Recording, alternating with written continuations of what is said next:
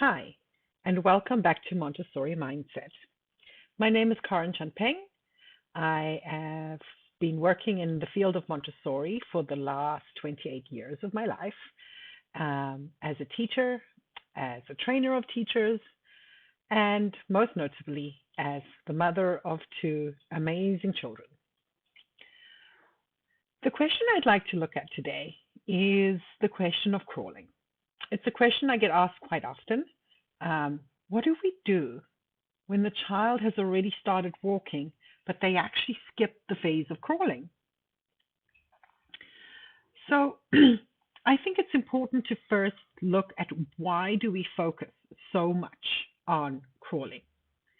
Typically, children learn to crawl between the ages of maybe 6 or 7 months to about 8 or 9 months.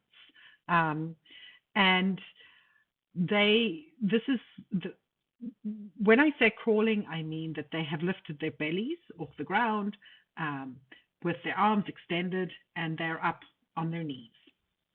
This is an important developmental milestone. Um, it shows us that the child's development is on track. It shows us that they're not skipping milestones in their development.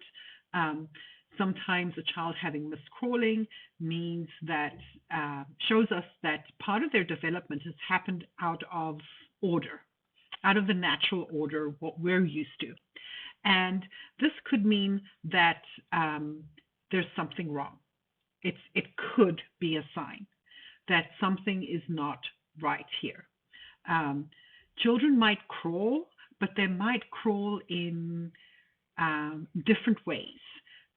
Perhaps sitting on their bums and they kind of like scoot and hop themselves forward. This again is not a normal way of developing crawling.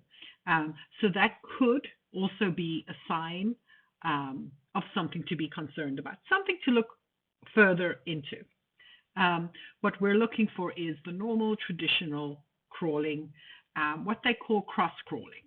And this is when the right arm and the left leg, they work together, and then the left arm and the right leg takes over.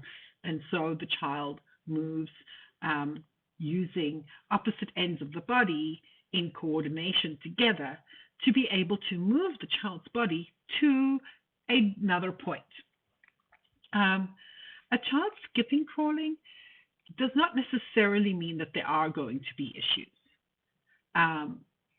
It just means that there is a likelihood, there's something, we need to be aware of the possibility of issues with this particular child. There's a bigger likelihood. We're starting to see some red flags arise here.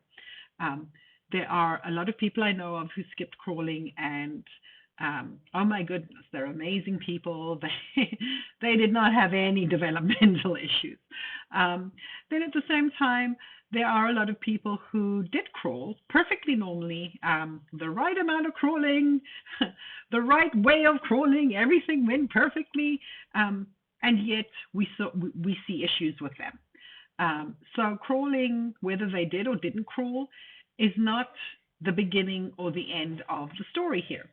It is a part of it. It could show us something, but it could show us nothing. However, as a teacher, if I knew that I had students coming into my classroom at 18 months who had skipped crawling and they were walking already, I really would try and focus on introducing a lot of games with crawling.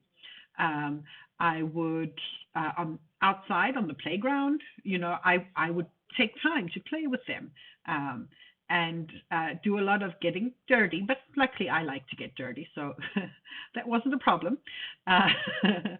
But outside in the garden, getting dirty, inside in the classroom, we built obstacle courses. We did a whole lot of things to help encourage the children to crawl a little bit more. So I'm going to give you some of the ideas and the tactics that I used to use in my classroom with children who didn't crawl or who had skipped crawling. So, we used to go to IKEA and we would buy these tunnels. They're like big long tunnels, and you can just they fold up small, and then you undo a ribbon and kind of release the tunnel. So that was used, of course. We would put that somewhere, usually indoors, and there would be toys on the other end of this tunnel, or just a whole group of kids. We'd all they would go. I didn't. I don't fit in those tunnels, so I did not go in there. But I would let the other children go through, and I'd be waiting on the other end of the tunnel for them.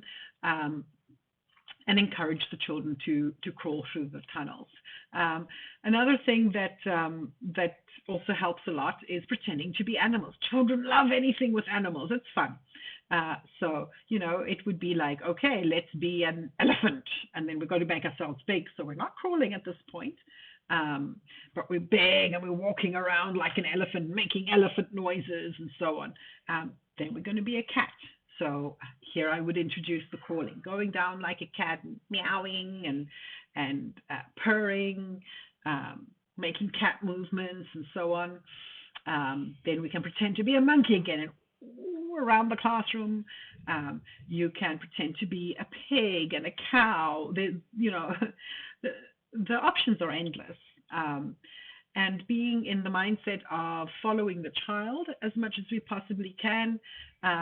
It's good to know your child, pick animals they would enjoy, pick games that you know that they will enjoy. If it's a child who's particularly sensitive to noises, we don't want to make it too noisy.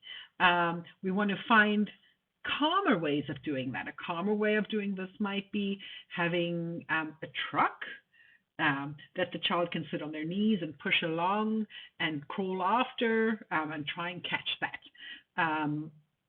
You could have a tent, a little tent that has a pretty low ceiling, where the child goes in and you do things with them in that tent. And, they really, in order to be able to move and be active, would have to be down on all fours. You can have races, crawling races, where on all fours, you and the child. I don't really like having competition between children, because some children, they don't handle losing well. I don't think it's necessary to introduce that at such a young age, the concept of winning and losing and doing something to be better than everybody else. In a race, there is only one winner. So again, that was something that I would do with the child, and of course, make sure that the child wins. And so these are a few ideas of things that you can do to help encourage crawling in the classroom.